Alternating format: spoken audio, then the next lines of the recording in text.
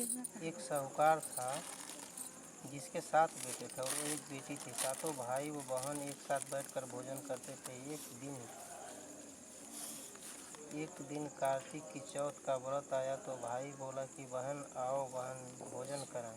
बहन बोली कि आज करवा चौथ का व्रत है, चांद उगने पर ही खाऊंगे। तब भाइयों ने सोचा कि चांद उगने तक बहन भूखी रहेगी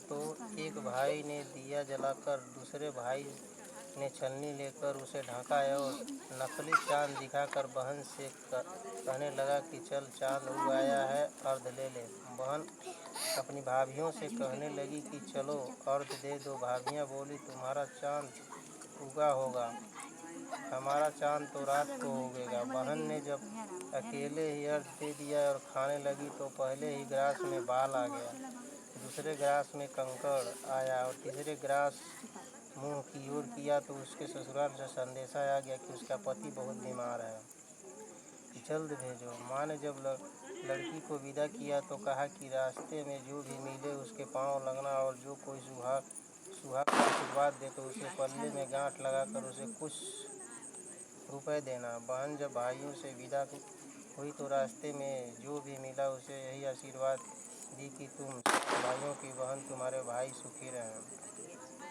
और तुम उनका सुख देखो। सुहागिन का आशीर्वाद किसी ने नहीं दिया। जब वो ससुराल पहुंची तो दरवाजे पर उसकी छोटी ननद खड़ी थी। वो उसके भी पांव लगी तो उसने कहा कि सुहागिन रहो, सकुर्ती हो। तो उसने यह सुनकर पल्ले में गांठ बांधी और ननद को सोने का सिक्का दिया।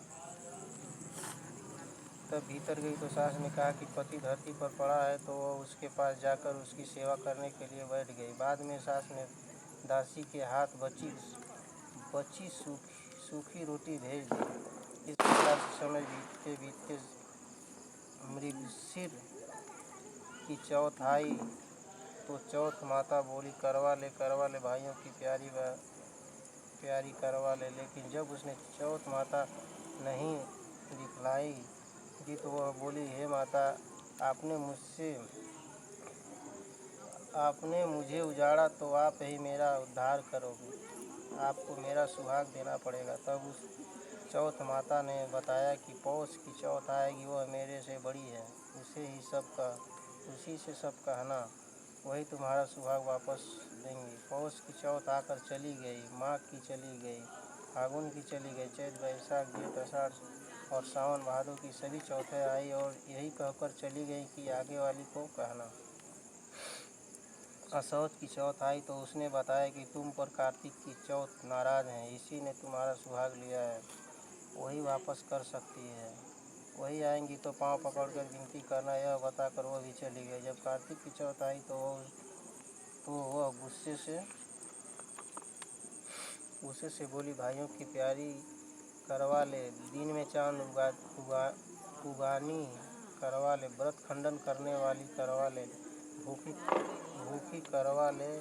तो यह सुनकर वो चौथ माता को देखकर उसके पांव पकड़कर गिड़गिड़ाने लगी कि हे माता, मेरा सुहाग तुम्हारे हाथों में है, आप ही मुझे सुहागिन करें। तो माता क्षमा कर दो, अब भूल नहीं करूँगी। तो चौथ माता ने प्रसन्न होकर आँखों से काजल, नाखून से मेहंदी और टीके में से रोली लेकर छोटी उंगली में उसके आदमी पर छींटा दिया तो वह उठकर बैठ गया और बोला आज मैं बहुत सोया। वह बोली क्या सोए, मुझे तो बाहर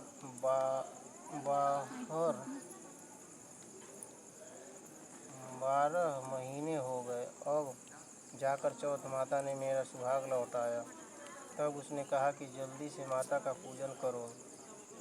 जब चौथ की कहानी सुनी, करवा का पूजन किया तो प्रसाद खाकर दोनों पति पत्नी चौपड़ खेलने बैठ गए। नीचे से दासी आई, उसने उन दोनों को चौपड़ पासे से खेलते देखा तो उसने ससुर जी को जाकर बताया। तब से सारे गांव में यह बात प्रसिद्ध हो गई कि सब स्त्रियां चौथ का व्रत करें तो सुहाग अटल रहेगा। जिस तरह से साहूकार की बेटी का सुहाग दिया, उसी तरह से चौथ माता सबको सुहागिन रखें। यही करवा चौथ की उपासना की सनातन महिमा है।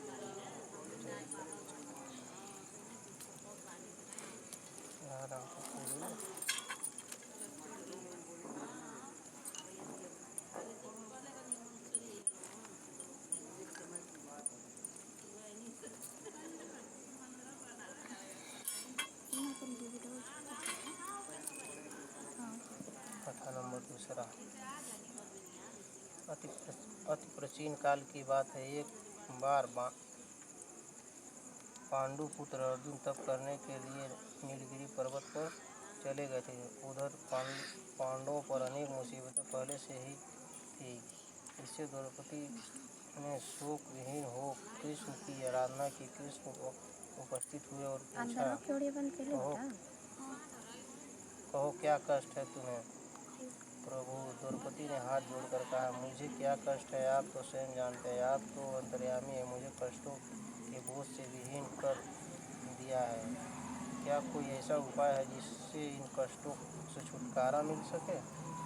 तुम्हारा प्रश्न अति उत्तम है, द्रौपदी। कृष्ण मुस्कुराकर बोले, प्रभु फिर मुझ दुख नारी का कष्ट दूर करने का उपाय बताए। द्रौपदी ने पूछा, यही प्रश्न एक बार पार्वती जी ने शिव जी से कर दिया।